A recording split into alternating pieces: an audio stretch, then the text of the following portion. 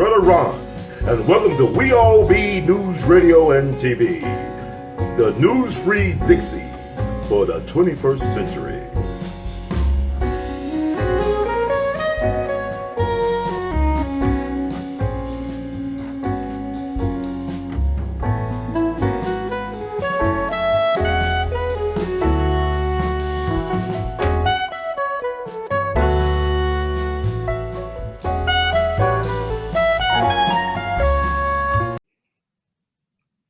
Okay, we all be is honored on the one and only sister, Dr. Stella Emanuel, a author, prolific author, evangelist, and also certified medical doctor and a certified truth teller.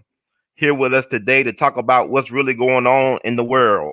You are the woman of the hour and the zeitgeist, the spirit of the times. How you doing today, Dr. Emanuel? I'm doing excellent. Thank you, Baron, for having me. I'm excited to be here today. How are you?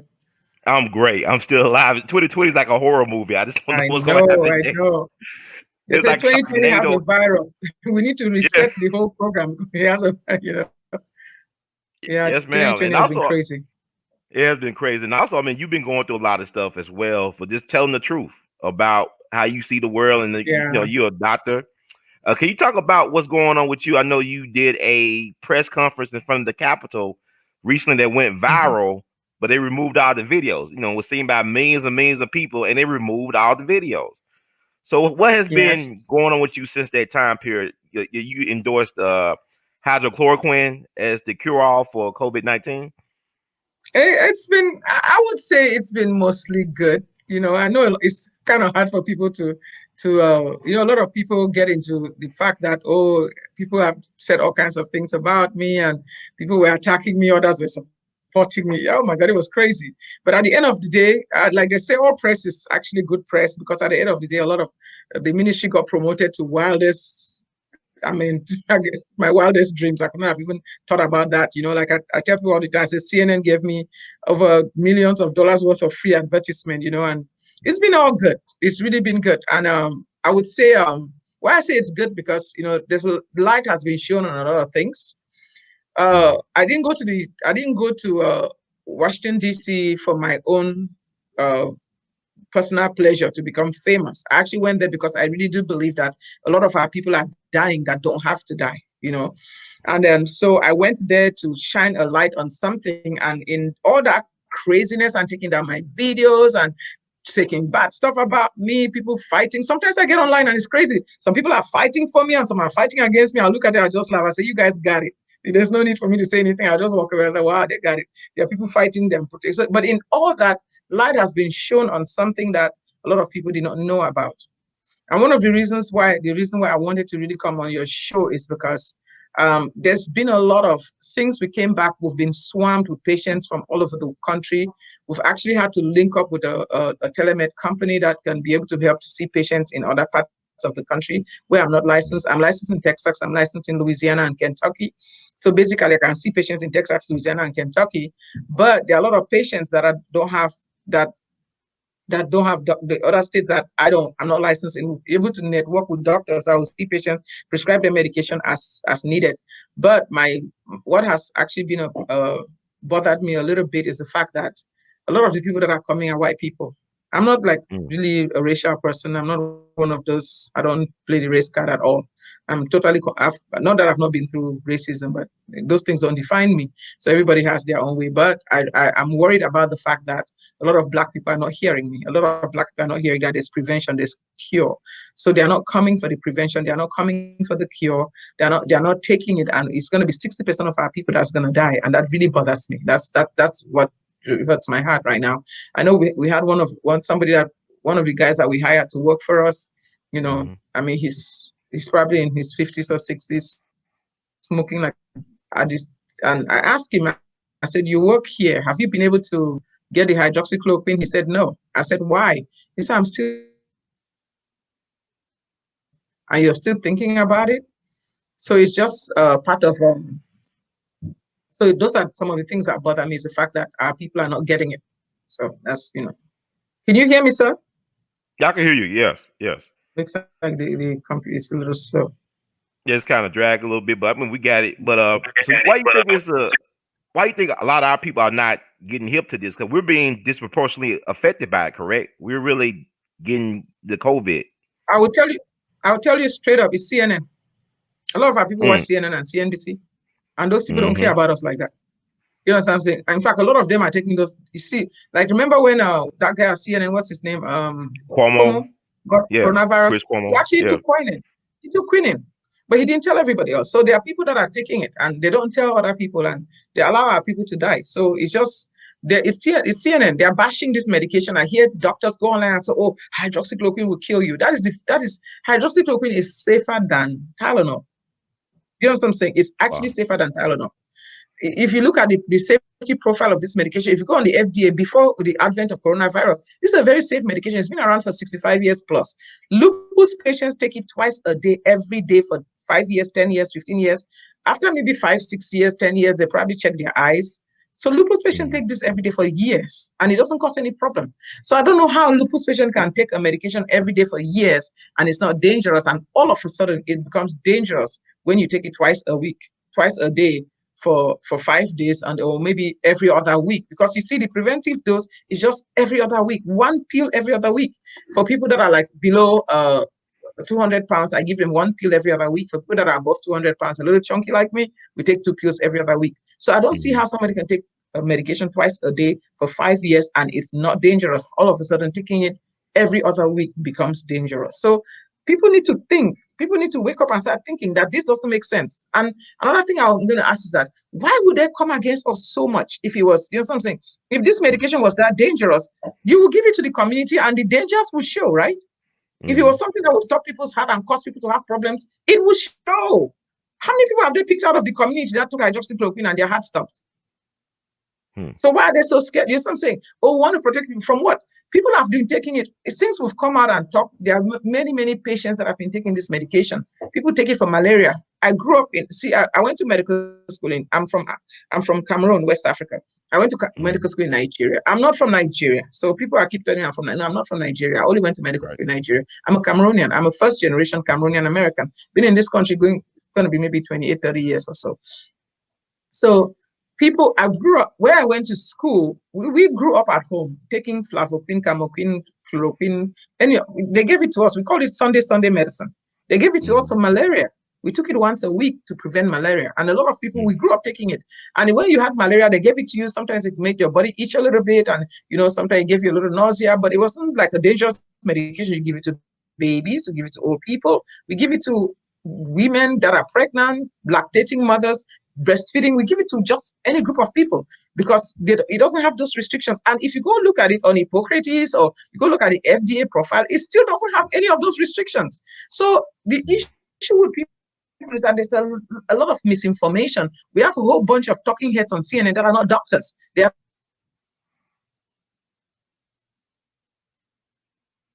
to me, I asked them, why do you want to kill Americans? Why are you going to have, I'm telling you, the hundreds of thousands of people that have died, they didn't have to die. Because we think just in my clinic around over 500 and something. Through telehealth, if I add telehealth at my clinic, I've probably taken care of over 1,000 patients now. I've put over 200 patients on prophylaxis. I mean, I see COVID all the time. This is my mask. This is all we wear. You know what I'm saying? I see COVID patients, we give them IV fluids, we give them breathing treatments in the clinic. We take care of them, we hug them, we tell them it's going to be okay. We're not running away from them. In fact, I had a family member come to visit me, and 2 days later found out they had COVID. I didn't go lock her up in the room. She was like, should I wear a mask and lock in the room? So I started laughing. I said, if you have to wear a mask and lock in the room, then this whole thing I'm talking about hydroxychloroquine is a lie. You understand what I'm saying? I treated her. She stayed in the house with us. I treated her. None of us got infected. You understand what I'm saying? I mean, we were singing and we were praising and singing together just the previous day before we found out the next day that she had COVID. None of us got infected. Why? Because we are all on prophylaxis. My children and I, my friends, all my staff members are on prophylaxis. We've been on that since March.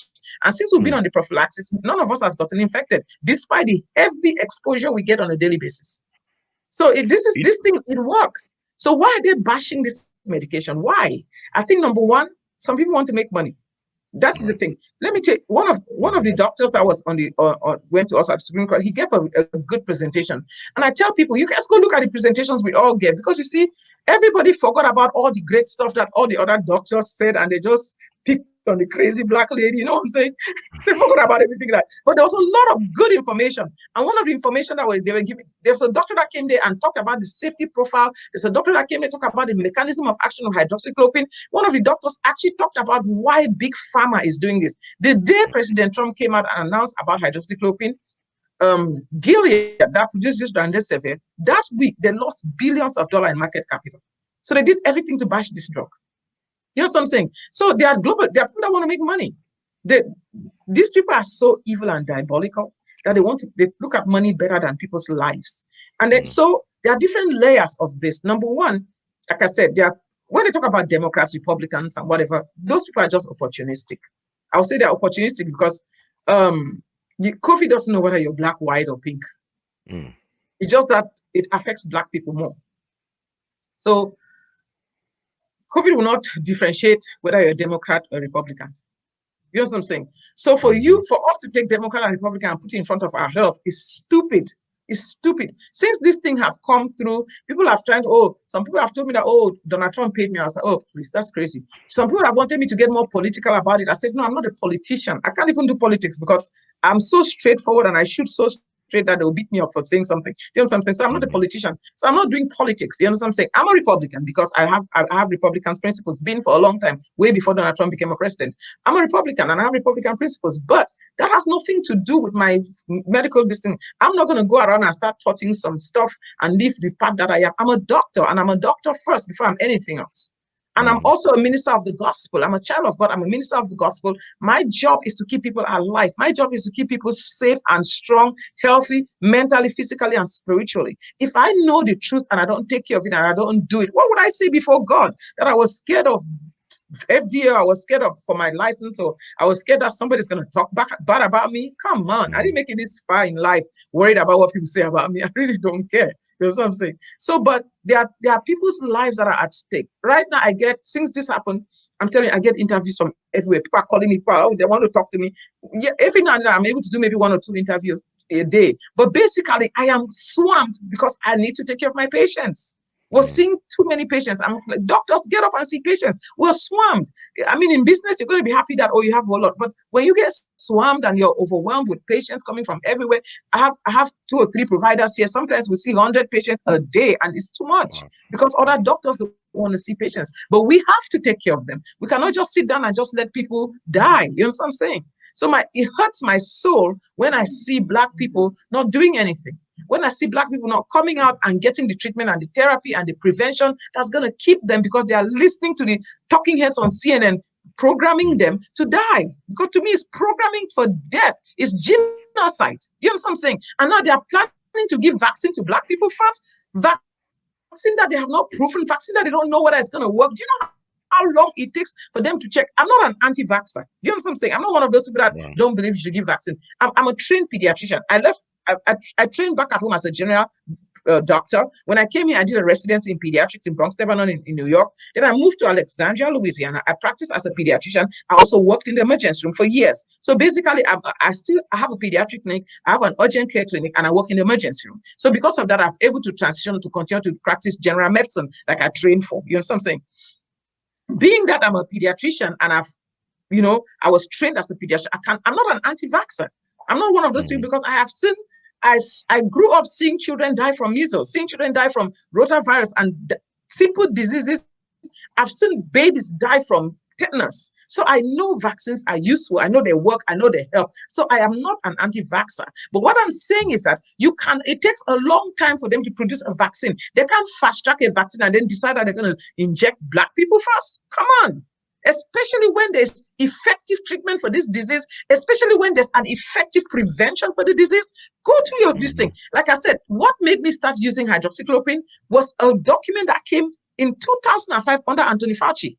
He was the head of the NIH when that document came out. And not only did he say that it was an effective treatment, it was also so effective in prevention that it was almost like a vaccine. It was written in that document. It's not something that I'm making up. I didn't pull out using hydroxychloroquine from some rabbit hole. Do you understand what I'm saying? So a lot of people know this information, but there's sometimes I sit down and I say, can we in America realize that there's a diabolic plan to destroy us? Because think about it. we have pharmaceutical companies. Like right now, somebody just called me that there's going to be a demonstration somewhere, and I'm going to go for it because there are pharmaceutical companies that when you prescribe this medication, pharmacists refuse to fill it. I had a guy that I called one night. So he was, 5%, and I called him and I can't see you. You're too sick. Go to the emergency room. This man told me, no, Dr. Stella, I cannot go to the emergency room. If I go to the emergency room, they're going to put me inside of there. They're going to lock me up. I'm not going to see my family, and I'm going to die alone. And there will be nobody to advocate for me. I'm not going. I said, sir, your oxygen is too low for you to sit down. She was running a 101 fever. Oxygen was low. He was short of breath. It's like, no, I am not going. If you don't want to treat me, doctor, no problem. I'm going to take my chances to staying home here, and I will ride it. If I die, I die. So at that point, I decided, you know what? Well, I'm going to treat him. I cannot just say that, okay, I'm not going to treat you because. So I called in the medication and everything. Do you know the pharmacy refused to fill this medication? What if something had happened to that man? We now had to get a pharmacy, an online pharmacy from city to ship hydroxychloroquine to this guy because the pharmacists took it upon themselves to like, I'm not going to fill it because it's CVS policy. CVS policy for people to die. So, sir, my question is, Facebook is taking down my videos. Twitter is coming against it. YouTube is coming against it. And Big Pharma and CVS, Walgreens and Kroger's, they're all coming against it. And then even, I'm a physician. My clinic, I have a clinic here in Texas. And my clinic usually it's a cash pay clinic. But because I had patients that kept telling me that they had insurance, so I decided to go ahead and apply to start taking insurance. Do you know that during this, one of the insurance companies drops me? Wow. I'm like, look at you. I don't even want to take insurance. I was just trying to take insurance to help take care of you people's patients. The insurance company dropped me. So can you imagine that it's at every level? We have people, we have the media, we have CNN, we have insurance companies, we have big tech companies, we have WHO. Isn't it time for people to realize that there is a diabolic plan to destroy the world? When I say things and they're like, oh, they think I'm crazy, think about it. What is going on? We have patients end up in the hospital and they are sitting in the hospital and they are telling the doctor, I want you to give me hydroxychloroquine. And the doctor says no. Wow. We had a case. Somebody called me from one to say that their family member was in the hospital, 80-something year old. The lady, they were like a family friend, you know. The couple, 87 and the couple was 83 and 87. They had just taken they all got COVID. The ones that took the hydroxychloroquine, they got well. So this one did not have anybody to give them the hydroxychloroquine. So they ended up, one of them got admitted in the hospital. So they were trying every way. They begged the hospital to give this guy hydroxychloroquine. They won't give it. So the family kept thinking, if we can sneak in this hydroxychloroquine into the room, we can give it to this patient. Do you know there was no way for the family to even send food to the man? It's like the man was locked up in there. Nobody could bring food. Nobody could advocate for them. Nobody knew what was going on or who was talking to them or what they were doing. Do you know what I'm saying? It was crazy. Do you know what I'm saying? I had a doctor, one of my doctor's friend called me. She had a patient and she had to find a way, because she works in that hospital, she had to find a way to sneak in hydroxychloroquine to this man. The man was requiring 12 liters of oxygen in the hospital. They snuck in hydroxychloroquine, and by day 3, the thing had dropped down to 2 liters, and that guy is out of the hospital now. So they're just keeping people to be sick. It's not everybody that is in a cytokine storm that is about to get hurt. Why are you stopping people from taking a medication that they need? In America, there's a law that says you can try a dangerous medication if you want to. Do you know what I'm saying? So to me, I'm like, are we sitting down and letting this? I don't understand. I feel like I'm in North Korea or something, because this is not America, where you're being censored for saying that you treated patients. I thought that if I came out and said that, initially when I said that the first tweet, I treated over 250 patients. When I came out and said that, you would think that people were like, oh yes, you treated, what is going on? Oh, let's go and see what they are doing. Dr. Zelenko came out and she had treated over 1,000 patients. They attacked him, they vilified him, they did all kinds of stuff. What is going on? What's going on? Oh, the medicine doesn't work. Okay, if the medicine doesn't work, why don't let us give it to the people and then let it not work? Why are you blocking it? Because if the medicine doesn't work, then it's not going to work, right? So if people are saying that, oh, hydroxychloroquine doesn't work, we've tried, it doesn't work, give it to the people. If it doesn't work, then it doesn't work. But they are scared. They don't want people to take the medication because they know how effective it is. When we started using this medicine, if you come with COVID and you've been sick for 2-3 days, it is so effective that within 24 hours, they're feeling better. Within 24 hours, they can breathe better. But when they've been sick for a little longer, it still works. In fact, right now I'm seeing patients that have had COVID, recovered, and then they're still having this chronic cough, this on and off fluctuating symptoms. I still put them on hydroxychloroquine, and it still helps. Because you got to destroy what hydroxychloroquine does is that it destroys the virus. What is it? Number one, it stops viral uptake. Number two, it stops viral replication. And when the virus has gotten into the nucleus, we also use ivermectin. So there are other medications that we use, but these are don't they want us to take care of patients? So can you imagine? Big pharmaceutical companies are coming against me. Big tech companies are coming against me. CNN spent days and days bashing me. Actually, CNN was like the best thing that ever happened because they actually promoted my ministry. If you go on the YouTube now, people are because thank you, TNN, for sending us here. Because when I said that, people are having sex with demons, they were like, oh, no, she's crazy. Right. Go and watch that message. See the kind of commentary. See people that are commenting from that message from deliverance and, oh my God, I knew something was wrong. I didn't know what it was. This is something that people call me from all over the world for. Porn addiction is real.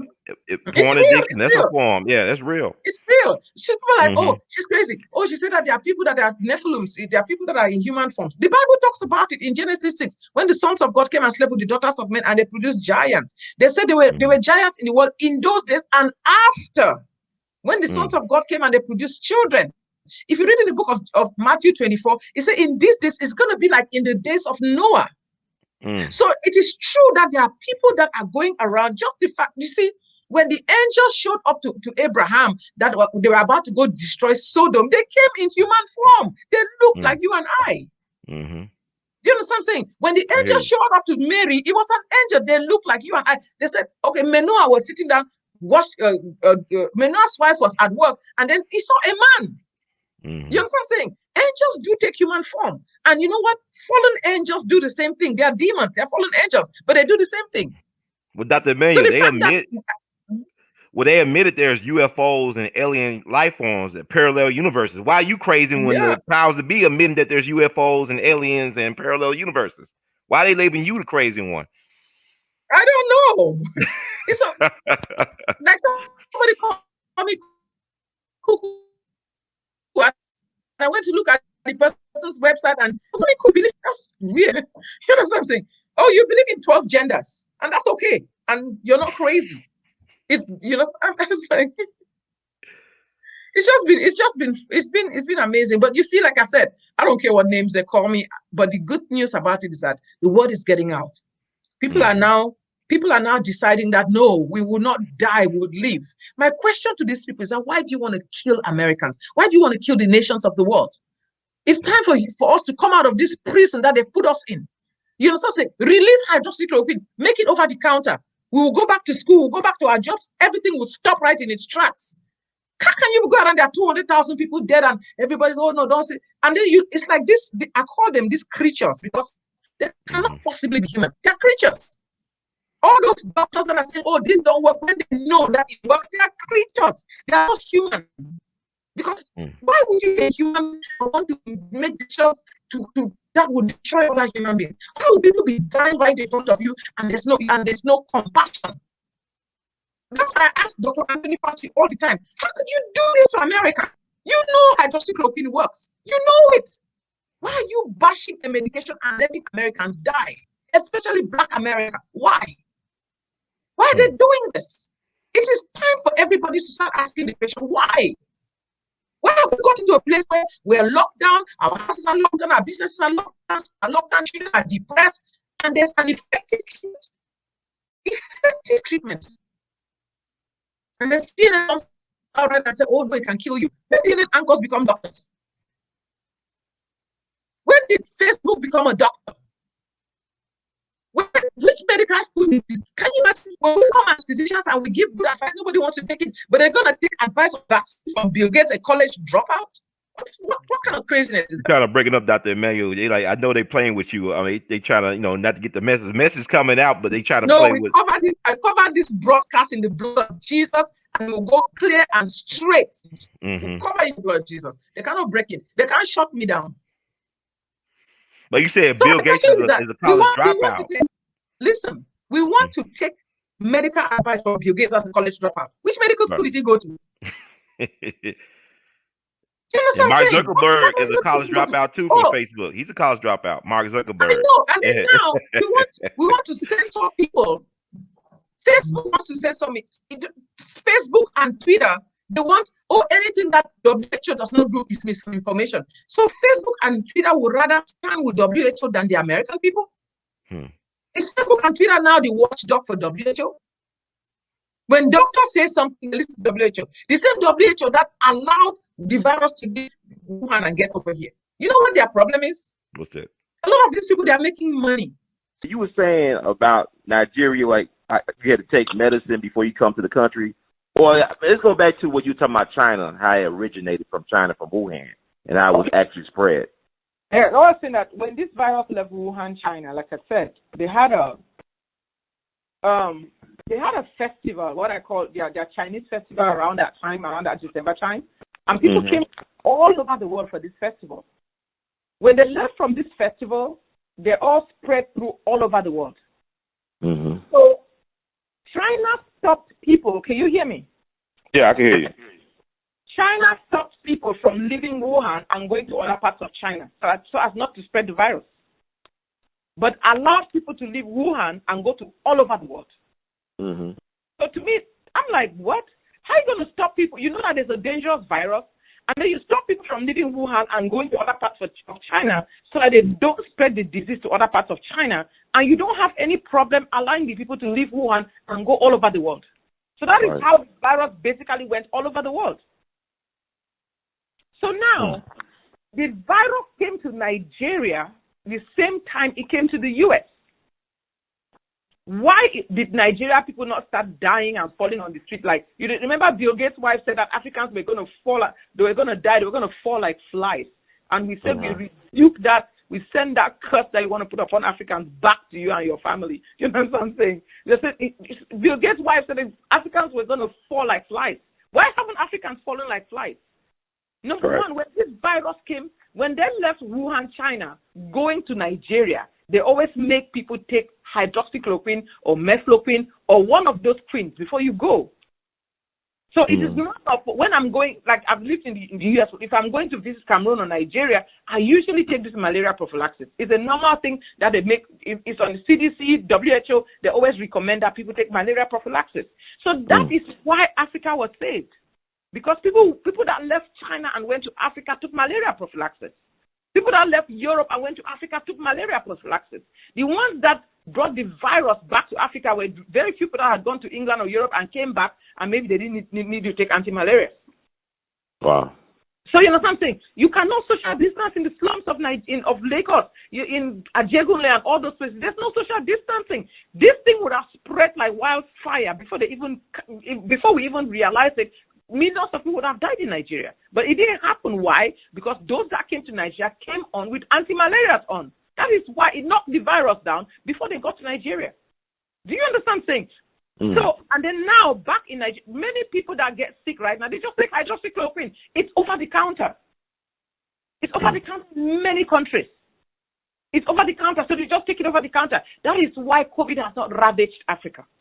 Because the medical care there is not so stellar that they're like, oh great, the medical care is so great, that's why they survive. Ghana, Togo, all those countries, they've not been ravaged by COVID. Why? Because we have anti-malaria. Wow. So this is something people should just think. We need to think a little. Why would I risk my career and everything that I have to sit down and start a medication that is false? Let me ask you something. Do you really think that if FDA and all people thought that this medication was so dangerous, they would not have banned it? How can somebody that has rheumatoid arthritis, lupus, take hydroxychloroquine twice a day for years and it's not dangerous? All of a sudden, it is dangerous to take it for COVID. Does that make sense? It doesn't make sense, but also the FDA approved high fructose corn syrup in our food. I mean, they approve stuff that's killing us and making us sick, and they approve medication that provides side effects. But what you're saying, it's crazy. In fact, let me tell you something. We looked at one of the posts that we did. We compared the side effects and death rates from Tylenol and hydroxychloroquine. Tylenol is a more dangerous medication, and Tylenol is over the counter. Tylenol has killed more people in a year than hydroxychloroquine kills in the whole time. That's something. So my question to people is that how come? Okay, they say hydroxychloroquine causes QT prolongation, right? Can you hear me? It causes QT prolongation and can cause dangerous arrhythmias. Maybe in a few people. But let me tell you something. Zithromax causes the same QT prolongation.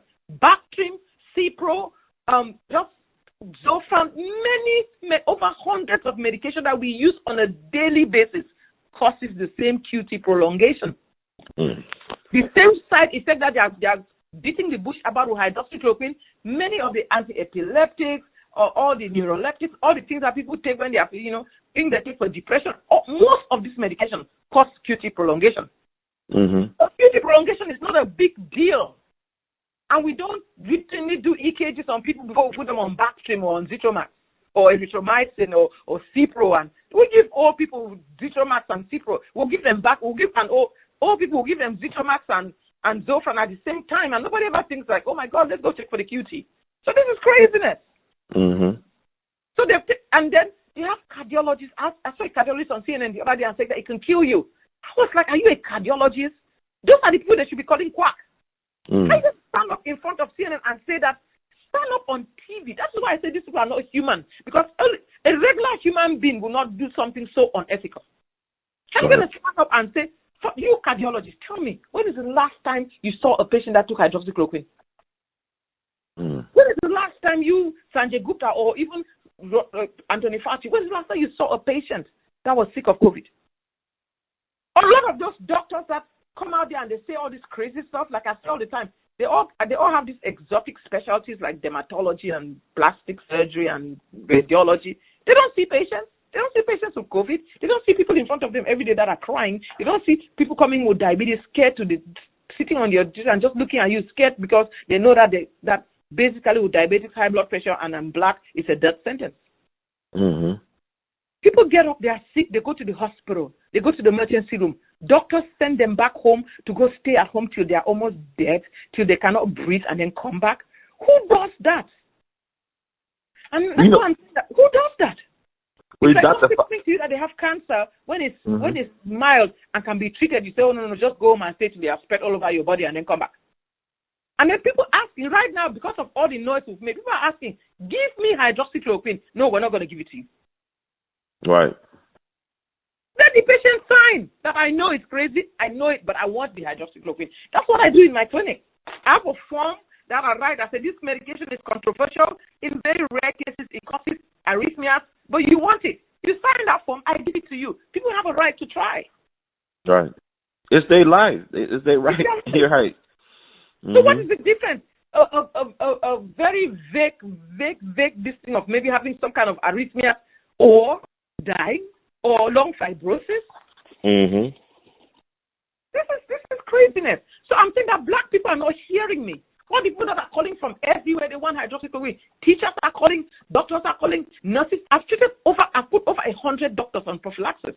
A lot of them are scared. A lot of doctors in America are scared to write the medication because they're scared for their license. They work for people. They're scared that the hospital is going to come against them. So there are hospital administrators that are part of this. There are people that are in insurance companies that are part of this. What is this cabal that has infiltrated almost every facet of our lives? Right. There are people that are living among us that are not human. That they are in every facet of our lives. And their whole point is to destroy humanity. Go watch. There's a movie that I did years ago called The Leaf. Watch that movie. It's playing in today's day. What's the name of the movie again, Dr. Emmanuel? The Leaf.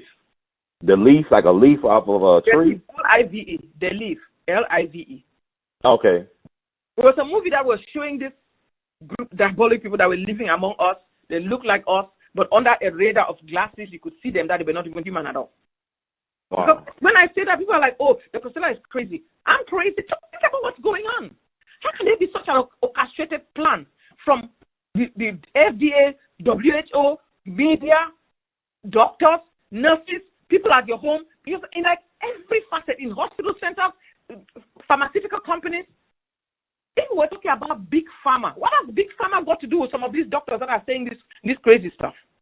Right. You know what I'm saying? The media, what has the media got to do with big pharma? So there's an orchestrated plan from everywhere. That is why right now we're praying. We just started this thing this Sunday. We're going to pray until something happens. We're going to pray until these kingdoms of darkness are going to be torn. We're going to pray until America are going to live again. We're going to pray until this jail that they put the whole world in, until we break out of that jail cell. Because the whole world has been put in a jail. Mm-hmm. But you know, locked down. Families locked down. Children are depressed. All kinds of things. Then you see governors standing up and say, oh no, we're going to lock down again to these people. We're going to lock down. All of a sudden, right now, there's a whole new crave of, oh, we've tested children. How many thousand children are positive? So what if children are positive? I see patients all the time. The children were probably positive, but I don't pay them no mind because the child probably had maybe a little cold for 2-3 hours, maybe around a little fever, and they were fine. And then the parents can't breathe. What do you want me to do? Take care of a child that was fine?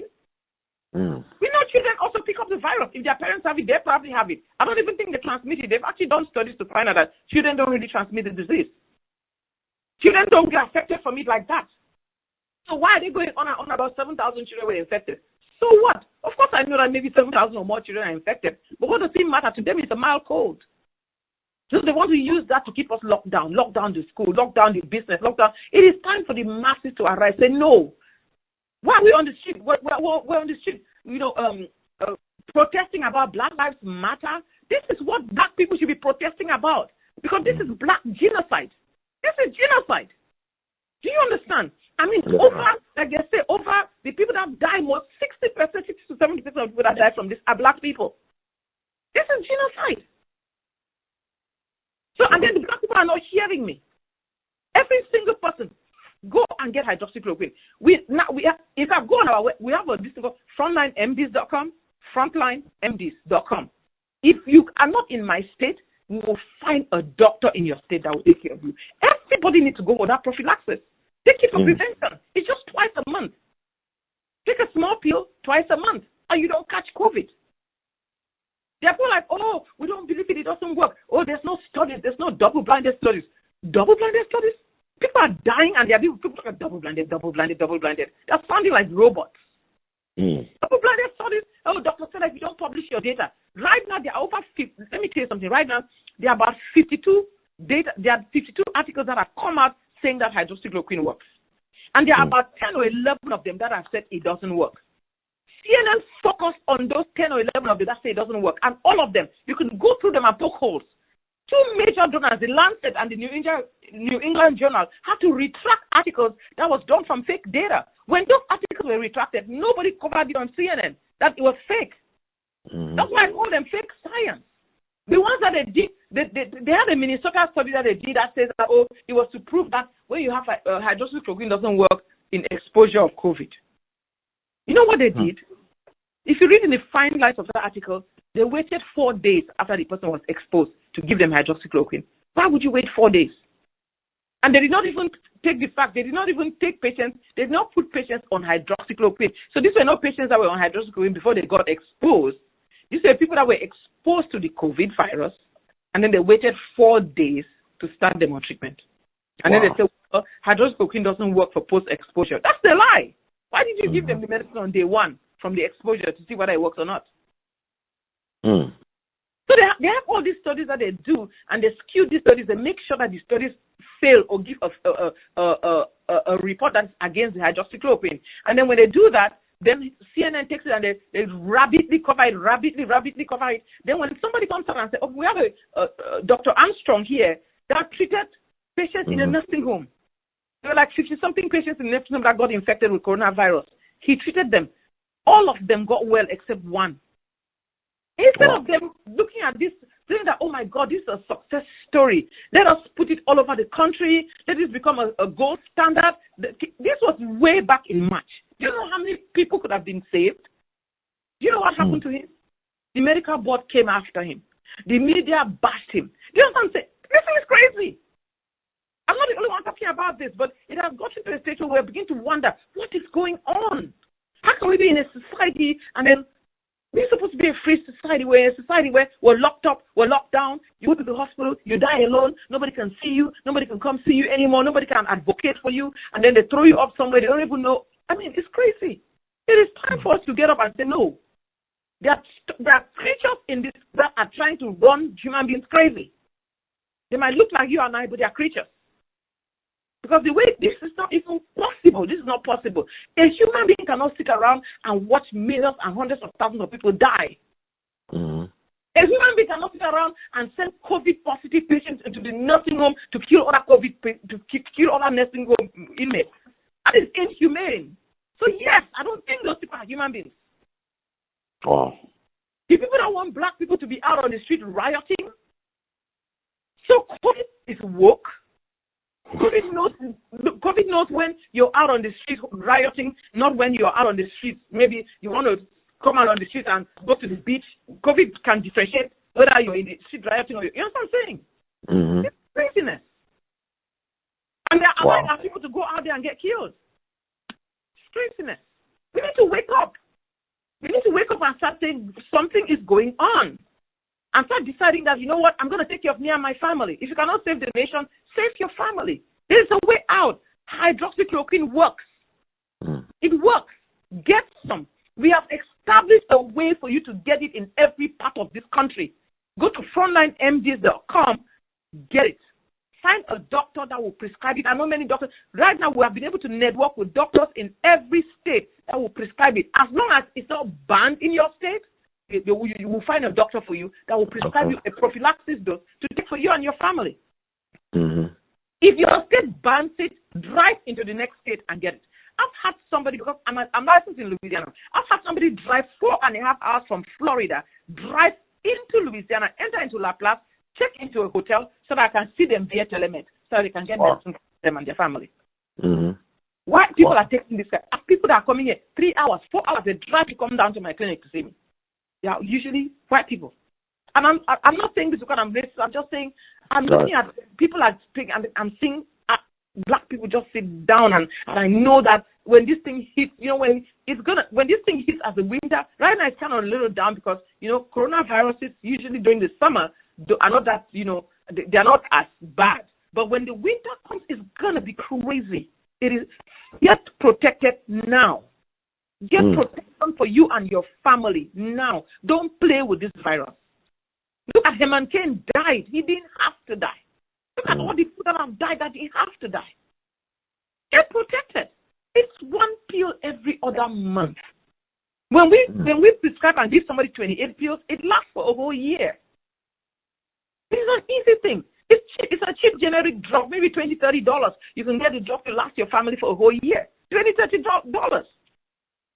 Remdesivir is what, over $5,000? Well, ain't no money in the cure, though, doctor. It's money in the sickness and the system. Ain't no money in the cure. You already said Big Pharma agenda. What they about? So I just want my people to hear me. Black people, please, don't sit down and die for nothing. It hurts my soul to see that my people are dying. They are perishing from lack of knowledge. Yeah, I know a lot of you are Democrats and you listen to CNN, but in this time around, don't listen to CNN. They don't care whether you die or you live. When it comes, I'm not a politician. I don't care. This thing doesn't care whether you're a Republican or Democrat. It will kill you. And you're vulnerable. A lot of us, we live in places where there's congestion. A lot of us, we're already unhealthy. A lot of us are already obese like us. There are a lot of us that have diabetes and high blood pressure and smoke and all kinds of things that already keep us at a very vulnerable state. Right. Get hydroxychloroquine. Just get it. Take it every other week. You're going to live. You will not catch this disease. I know because I'm taking it. I know because I see COVID all the time. I hug them, I play with, I talk to them and everything. Like I said, this is my mask. This thing cannot prevent you from catching COVID from a patient. So this is why, this is all I want to say. I said, please, guys, don't, just please do something. Do something. This is going to be genocide. And then they're going to come and force black people to take a vaccine. Why don't they give it to their children first before they give it to black people? Bill Gates, give it to your children first. You be the first one. Let's see you take the vaccine, then we'll take it. No. Even if I see you take it, I'm still not taking it. It takes a long time for them to do vaccine and find its safety. And if you listen to him, it's like, they're going to do it and it's not really going to be safe, but we have to have indemnification. They do talk sometimes as if he's retarded. Well, Dr. Emmanuel, I want to thank you so much. We definitely have you back on. I can feel your power of your anointing. I'm not a churchgoer, but you got such a powerful anointing on you. I mean, I can feel the charisma just oozing out and sincerity. And we trust, you know, Malcolm said only a fool will let their enemies be the primary educators of their children. You look at the track record of the American medical establishment. Look at J. Merriam Sims, the father of gynecology, where he did the black women. Look at the Tuskegee experiments. Look at Dr. Fauci, who's been in office since 1984. All the pandemics and epidemics and outbreaks he mismanaged and stuff. Look at that. I mean, him and Dr. Robert Gallo with the HIV stuff. This stuff is patented. So I'm just saying we're not students of history. And like you said, our people will perish because of lack of knowledge, because we're not looking at the history. We're not looking at the credit report. We need to wake up. Yes, ma'am. My people, wake up and live. That's all I say. My people, wake up and live. Wake up and live. That's all I would say. Wake up. I tell Anthony Fauci all the time. If you're watching me, Anthony Fauci, let my people live. And we've been praying this prayer in our church right now, seriously, that any power, any spirit, any personality, any person that wants us to die will die in our place. Their generation will die in our place. We shall not die, we shall live. Yes, ma'am. Thank you, Dr. Emmanuel. May the righteous ancestors and universal soul, God, continue to bless you, provide you with cover, doing this very important God work you're doing. I look forward to supporting you in any way I can to get your message out there, as well as just to be on the front lines with you. God bless you, brother. All right. Thank you. Thank you. Blessings. Oh, man, it's awesome. And family, I hope you thoroughly enjoyed our very empowering and enlightening conversation with the one and only sister, Dr. Stella Emmanuel. As you all have probably noticed in our interview, we was having some technical difficulties, as they say. Audio started tripping. I never had that problem utilizing that service where the audio would skip or the glitches would be that bad. So that lets you know that Dr. Emmanuel is a very much what they call, in the popular term, a targeted individual. Like, she's been censored off of video platforms and social media platforms like YouTube and Facebook and Twitter and Instagram, places like that. You look in the past, which is interesting because you look at even when they said that they deplatform or whatever they call it, when they censored Minister Louis Farrakhan or Alex Jones or name anybody, you actually still have traces of their videos and social media presence around, which is interesting. But with this sister, Dr. Stella, they basically taking down videos, all this stuff that got millions of views when she did that press conference at in front of the Capitol. So you got to ask yourself, well, in the words of Brother Malcolm, see, the ancestors are speaking loudly to me, and I hope that the ancestors, the wisdom of the ancestors, the blueprint that they left us is resonating with black folks right now. But I'm not sure, looking at this miselection or this deception 2020 that's going on, the psyops. But Brother Malcolm X said a very important thing. One of his very most important contributions was this quote that he said. And like they say, words create worlds. He said the media is the most powerful entity on the planet because it influences and controls the minds of the masses. Once again, the media is the most powerful entity on the planet because it influences and controls the minds of the masses. Your perception, the story. Like Brother Malcolm once said also, in World War II, the enemy of the people or the enemies of the United States, the Allied forces, was who? Was Germany and Japan. But then several years later, during the Cold War, who are the enemies? Russia, who was an ally during World War II of the Allied forces. I mean, Russia was a real reason why Germany lost World War II. It wasn't America, it was Russia. When the Germans did a foolhardy decision to invade Russia, that really was their downfall. Then Russia secured Berlin and all that stuff, and that started the Cold War standoff that lasted for decades between America or the West and the East, represented by China and Russia. But here's the thing, President Kennedy, right before he died, I think he did the speech at American University.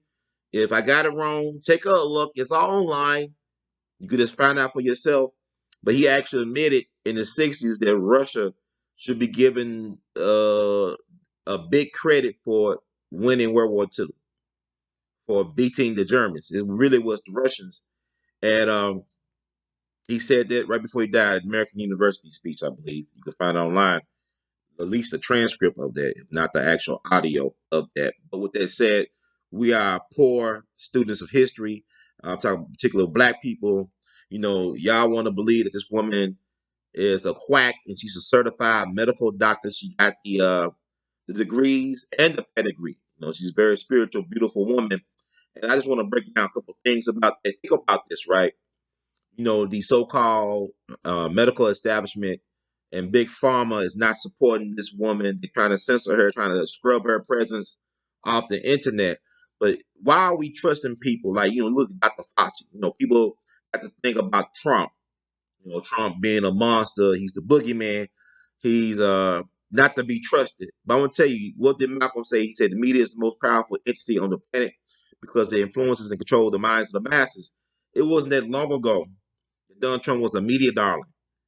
That he was he was a celebrity. I mean, even you go back, let's say 10 years ago with the Apprentice thing, he was much loved by the American public. In spite of his so-called personal and business scandals, he still was able to be represented as somebody that people aspire to. It's funny with these rappers.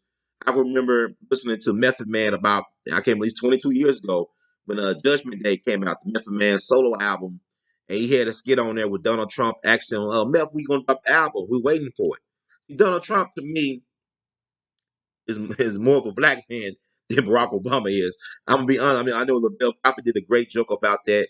If you really think about it, Donald Trump is from Queens. Who else is from Queens? 50 Cent, LL Cool J, Nicki Minaj, Nas, a lot of great hip hop MCs. And what do? They do very well with communicating with their words. Like I said, their words create worlds. Think about 50 Cent. He's a great troll. He's a great troll on Twitter and social media. So is Donald Trump. He's great at trolling people. So these cats are from Tween. They nice with their wordplay, whatever you want to think about them. Donald Trump, actually eats his steak, I believe, well done, which is unusual for white dudes, as far as I know. I mean, they like this stuff raw. Ooh, baby, I like it raw, or medium well, or whatever. But he actually likes his steak well done, from what I read, which is like a black thing, I think, for the most part. I eat my steak medium well now because of the benefits supposedly. But back in the day, you used to be. I mean, I used to go to New York and you order something like I said, I want a burger well done. They actually will burn the burger.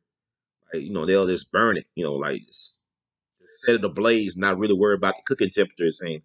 But yeah, this Donald Trump also, he got a swag about him that if you don't want me, he don't care what you say about him, he gonna do his thing. He gonna let him hang.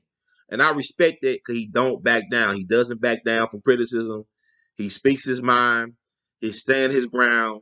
And the thing about Trump, he's loyal to his people. He take care of his people that took care of him, like i.e. Roger Stone. I mean, the guy who was his kingmaker and believed in him, was his day one. He took care of what, regardless of how the optics may look. He's not afraid to utilize his power to help his circle, his base, his support group. And Obama, you look at how he did black people. Now I'm a cat. People want to call me names, and you like Trump. I have no problem with Trump. I actually do like Trump. And I liked Obama at one point. I voted for Obama twice. Went to the inauguration, lost a lot of money going to the inaugurations, didn't get no invite to any ball, but standing out there in the cold with the other people, with the sheeple, cheering the president on, president-elect, twice. I did that twice. And 8 years. He had 8 years. So every time I see Obama on TV, it's like, you had 8 years, man. You can't, you won't be president. I think you need a welding check. I think you're more senile than your boy Biden is. But let me just digress from all that. I'm gonna do some more stuff because this election cycle has awakened the sleepy giant, and that is the straight black man. And we're gonna talk about that. I'm gonna have some guests on. We're gonna talk about it. But getting back to this sister, y'all want to believe that this sister is a kook, a quack.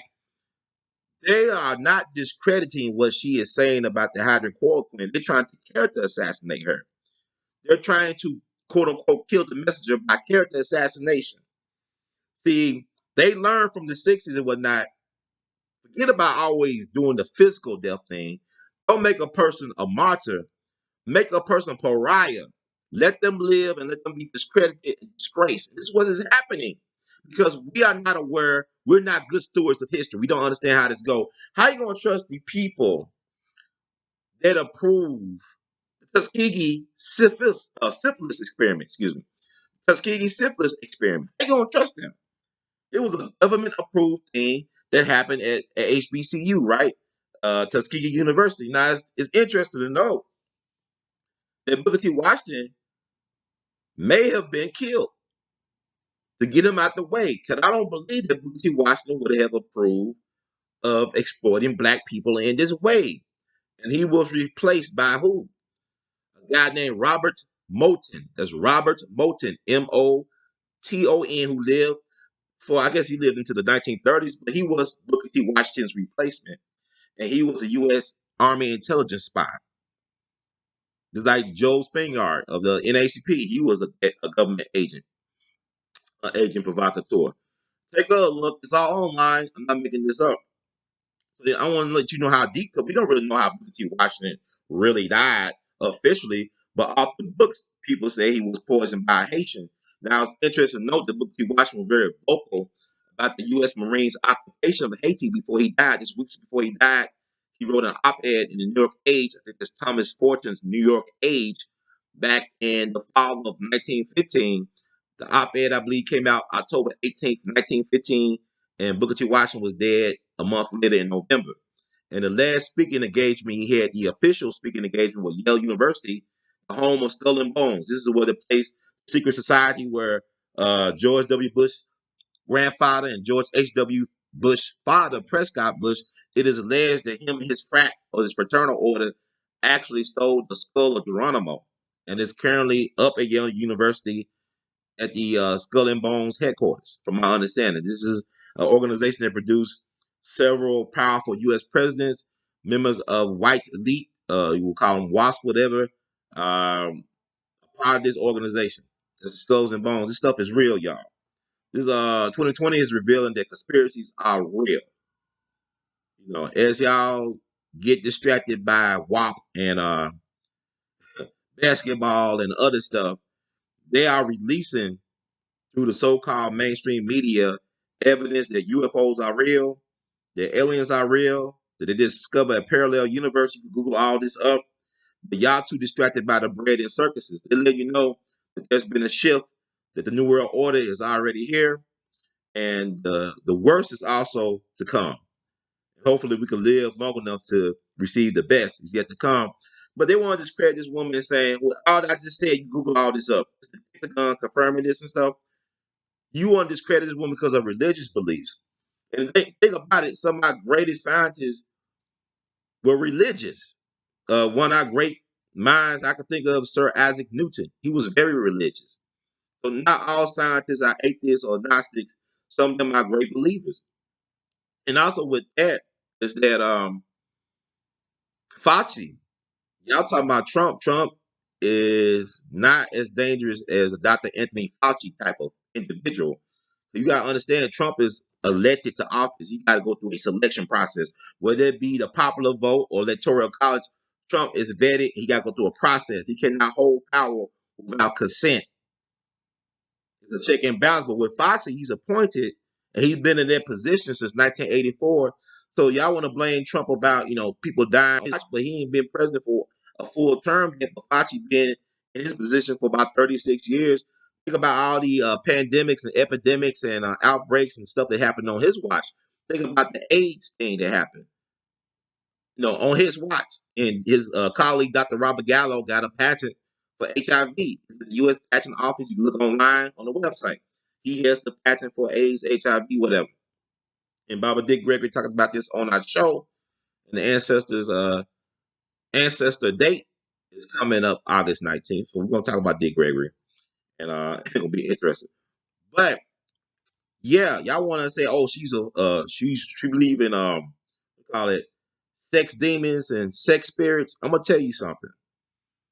America was built not only on enslaved labor, but also on occult energy, dealing with numbers, black magic, the dark arts, the occult. All this. I'm gonna tell you an example.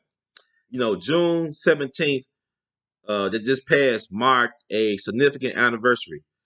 June 17th was the 68th anniversary of the murder or the death or accidental death of Jack Parsons, who was the father of the space program, the American space program known as NASA. This is a guy who was the visionary behind rocket science in America. And it's interesting. He was like maybe, I want to say either between 37 or 38. He was allegedly mixing chemicals in his garage, which functioned as his lab at his home in Pasadena, California, I believe. And he blew himself up supposedly. But really, many people believe that he was murdered by either the government or organized crime or a mixture of all of the above. It's kind of like a Jeffrey Epstein copycat, if you think about it, because he believed in practicing sex magic. That is, this ideal concept of using sex to manifest uh, what you want, whether it be a different reality or whatever. He believed in the power of sex to manifest what you want. When he was a little kid, he used to try to summon the devil and demons through portals. Like he'll be doing chants and stuff. All this stuff you think about the Illuminati, he used to do that as a kid. Like he'll draw with a pentagram or whatever. He trying to summon the demons and spirits to come into Earth.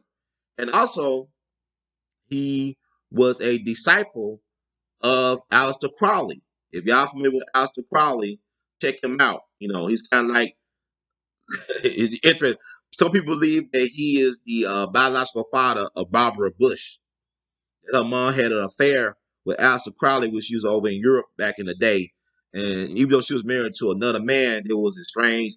Allegedly, some people believe that Aleister Crowley is actual Barbara Bush's father, which will explain a lot. You think about how you compare and contrast all the tragedies the Kennedys went through versus the Bushes. Most of the Bushes, they lived a long life and they died in sleep peacefully at a ripe old age. Look at the Kennedys. Their head busted open in front of the public like a grape or a watermelon. so I don't. So it's fascinating to compare and contrast. What I'm saying is, all that stuff is available online too. I got a thing that I don't believe Obama Daddy was the Kenyan. I believe Obama Daddy was the actual Black American named Frank Marshall Davis. And if you compare and contrast, even with Barbara Bush, put her picture next to her mom and Aleister Crowley. She kind of favored Aleister Crowley. Just like if you put your picture of Barack Obama with his mom and Frank Marshall Davis, you can see, I can see Frank Marshall Davis and Barack. But, I don't trust anything that's official. I don't trust no paternity tests. I don't trust no birth certificates. All this stuff is sobs. It's just me. Y'all can do what y'all want. But you need to learn how to trust yourself in this time of great deceit. Like what the guy said, in a time of deceit, telling the truth is a revolutionary act. So this is what I'm doing. So I'm telling you about Jack Parsons, where he's a disciple of Aleister Crowley. He was a representative of Aleister Crowley's beliefs and ideology in America for Aleister Crowley. This guy used to do like orgies in the middle of the desert out in California, trying to manifest these alternate realities. And also, he was trying to find a bride or woman to bring in, I guess, what we think of as the Antichrist, like his own version of Rosemary's Baby. And this is back in the 40s and stuff when this was going on. But also, he was a great friend, this Jack Parsons guy, of L. Ron Hubbard, the father of Scientology. So this is the father of the space program. The guy who helped send us to the moon. Jack Parsons, occultist, sex magic practitioner, disciple of Aleister Crowley. Take a look. It's all online. So y'all okay? Okay, this father. They know NASA. They try to downplay it. They got a statue of him. I think at the Jet Propulsion Laboratory out in California. This guy was like Bill Gates. He was a college dropout, but he was highly intelligent. And some people believe that Jack Parsons was killed because he was involved as an expert witness in a case in California, a big corruption case out in L.A. Los Angeles is so scandalous, y'all. Now, we just approaching the birthday of Nipsey Hussle. Los Angeles has always been LA confidential, man.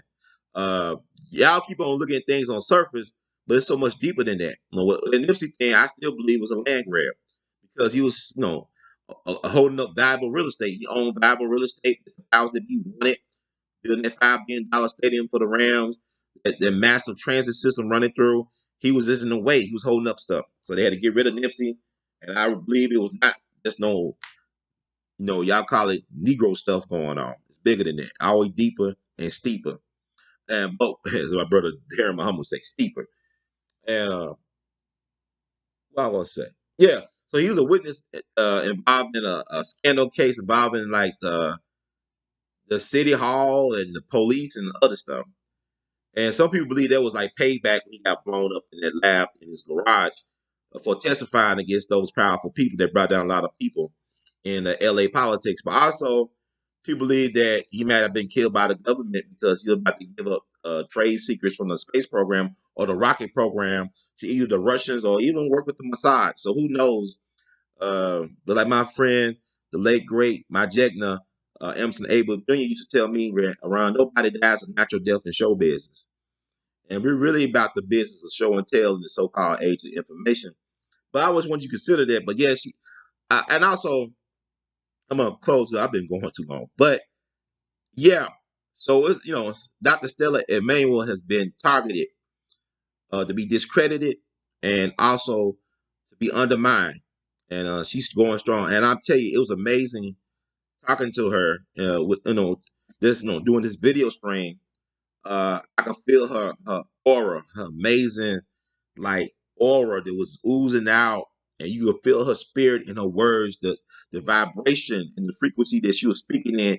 She speaks real fast. She got a accent, whatever, but it is what it is. She's the messenger, and like Baba D. Gregory said, when the universal God chooses you, sometimes the universal God does not leave any evidence or fingerprints, but the impact is felt.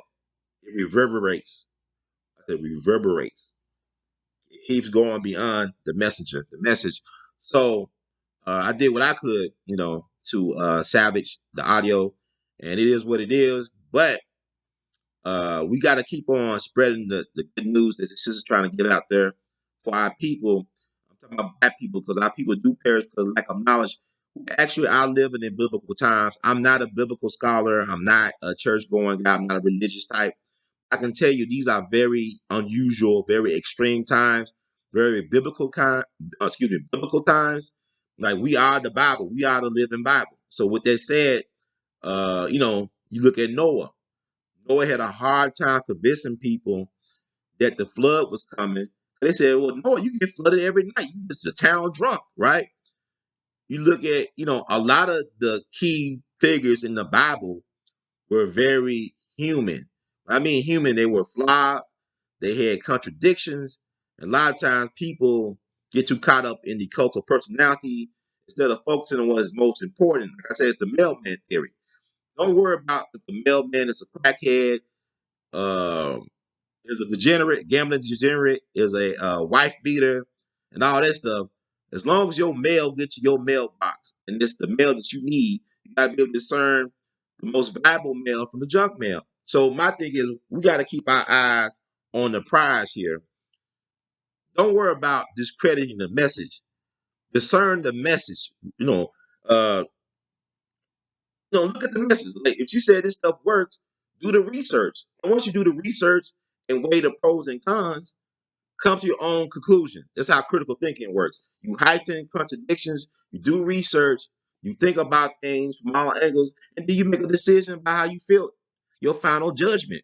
And then your judgment can be revised once new data becomes available. It's like science. Science is not what people think it is. It's not like once they say it's like that forever. It's like that until some other information becomes available that you got to consider. Then you might have to revise. People thought the world was flat at one point. Now the majority people think the world is round, but some people now are thinking that the world is flat.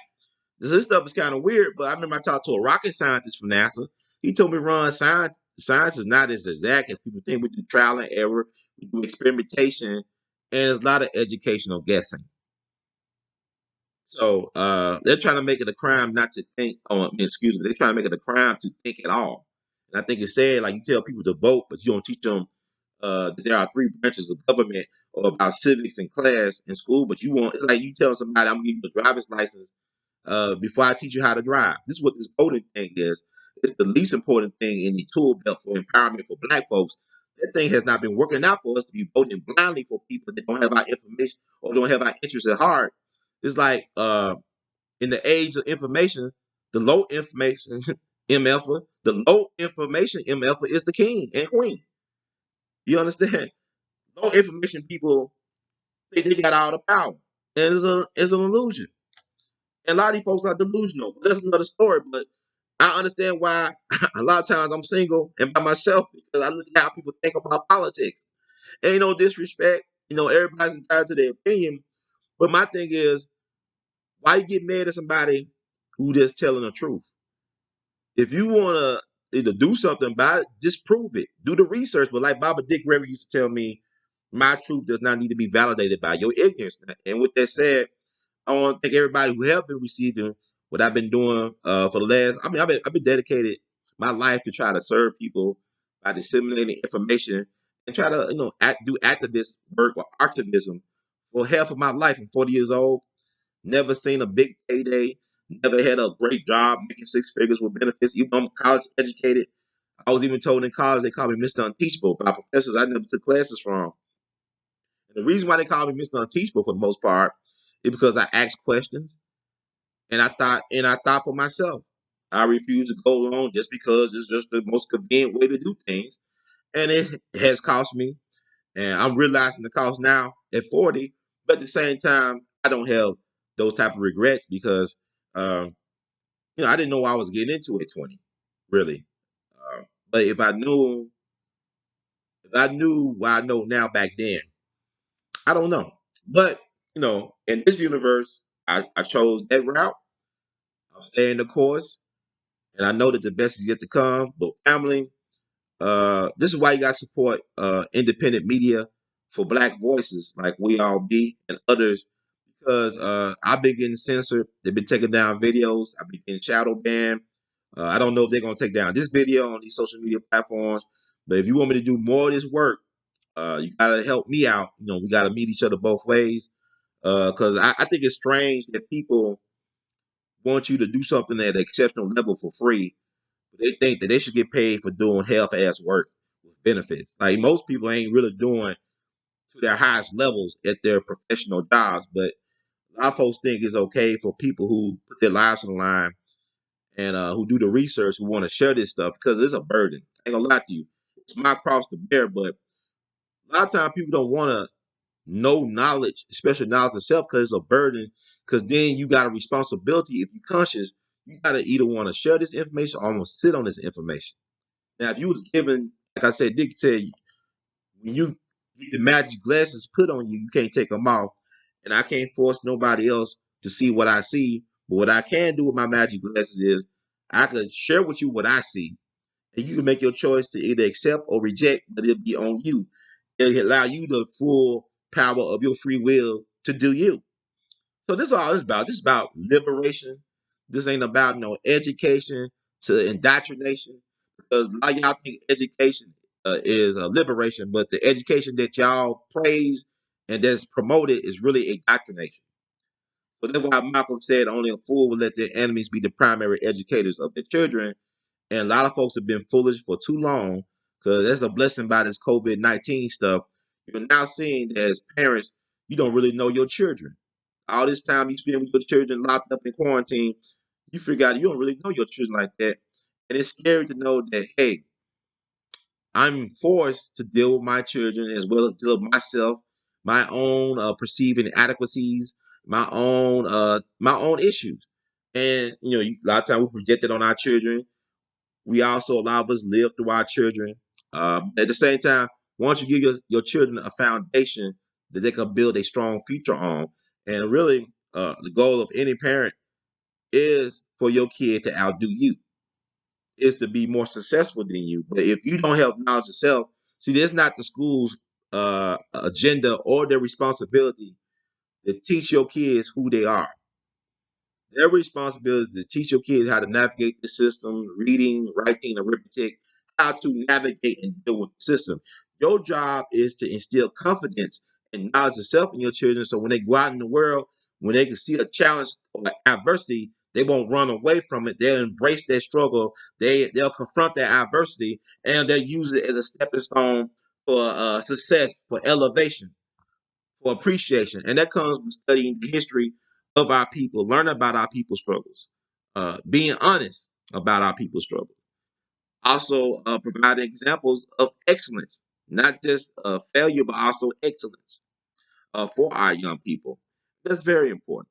So I want to encourage you all to do that as well. Don't be afraid. And come to find out, I didn't know We All Be.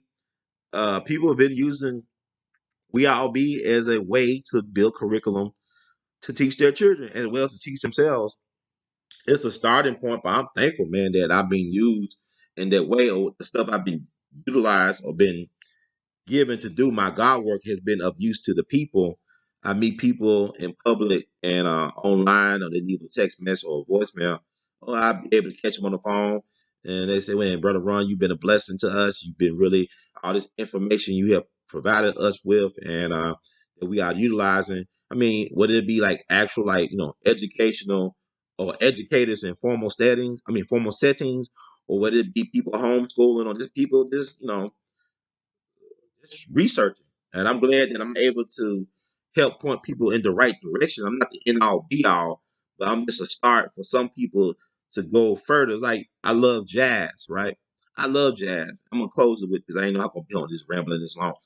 I love jazz. The lovely thing about jazz, you can start anywhere, and it'll take you right back to the beginning. Like you look at somebody like I love Charles Mingus, great bass player, composer, band leader, and he Charles is from born, I believe, I want to say April 22nd. So it's April 22nd in early 1920s out there in the West. But he played with everybody, not just with Miles Davis or Eric Dolphy. He also played with Louis Armstrong. See, that's New Orleans, from the 20s, 19 teens connected him. He did a great album, one of my favorite music albums of all time, called Money Jungle, with Duke Ellington and Max Roach. Max Roach, one of the greatest bebop drummers of all time, one of the greatest musicians of all time, period. And then you got Charles Mingus, and you got the Duke Ellington, truly beyond the category. See, they're playing Duke Ellington in some of his compositions, which became standards. But Duke Ellington was born in 1899. He playing with these guys that were born in the 1920s. They are young enough to be his children, but they are his musical children, you know, and that's the thing. So you look at jazz, you start looking at Miles Davis. It's like everybody that played with Miles Davis end up becoming leaders in their own bands and whatnot. Miles started out with Charlie Parker. You look at Miles' discography, you even look at Kind of Blue.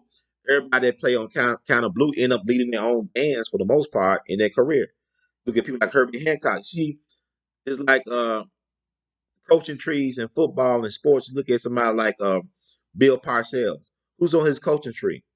You got Bill Belichick, arguably the greatest football coach of all time. You got some other people like Sean Payton, who won a Super Bowl with New Orleans Saints. He's a great coach.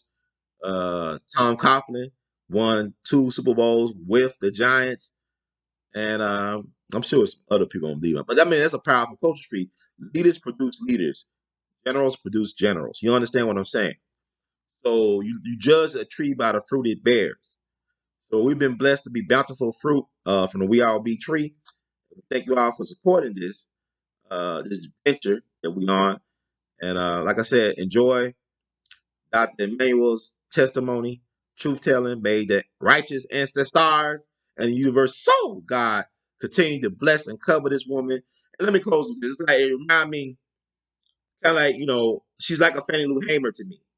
Like what people felt about Fannie Lou Hamer, like it must have been what they felt like when they saw Fannie Lou Hamer at the 1964 Democratic Convention, National Democratic Convention in Atlantic City, New Jersey, when she was trying to get the Mississippi Freedom Democratic Party seated for the state of to represent the delegates of Mississippi, the Mississippi Freedom Democratic Party, and she was at the credentials hearing.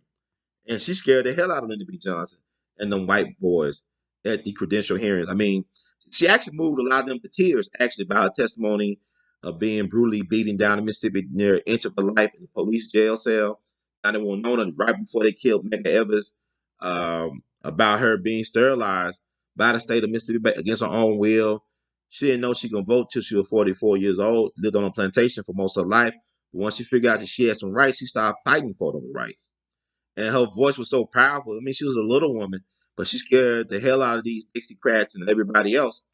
And so I think Lyndon B. Johnson did a press conference in the middle of her speaking before the Credentials Committee to try to undermine her access to the national audience. Because this was broadcast before a national audience, and he cut in with a press conference about nothing. But what really scared people was her singing voice. She was able to bring people together through her singing voice. She was even able to struck fear in her foes with her singing voice. Y'all should check out Fannie Lou Hamer singing. It's available online. Incredible talent, but that's who we are as a people. When we believe in something, we stand on something, ain't gonna let nobody turn us around. You understand? So let's hold up our Dr. Stella Emanuel in prayer and support. Share this video throughout your networks because it's very important. And hopefully it'll be up. I'll make backups of this thing, so I'll keep on putting it up wherever I can and find other ways to disseminate it. So thank you all. Support the We All Be movement as well. If you need a doctor, need help with COVID-19 and other things, support Dr. Stella Emanuel and the other doctors who's risking everything for our people. FrontlineMDs.com. That's FrontlineMDs.com. That's the website where you can sign up to get help for whatever ails you. And know this, family. Human salvation lies in the hands of the creatively maladjusted. Once again, what Dr. Martin Luther King Jr. said so many years ago, human salvation lies in the hands of the creatively maladjusted. Thank you all for listening. Where's Duke Ellington? We love you madly. Support We All Be. Cash App R2C2H2. PayPal R2C2H2 at gmail.com. That's also Google Pay, Venmo, R2C2H2. R2C2H2.com. About art, where artists gear. Go to our Teespring location, R2C2H2's place. That is available. If you're looking at this on YouTube, go down to our shelf below the video description, access it, and the best is yet to come. Thank you all, family. One love, and keep the faith, baby. Yay, yay.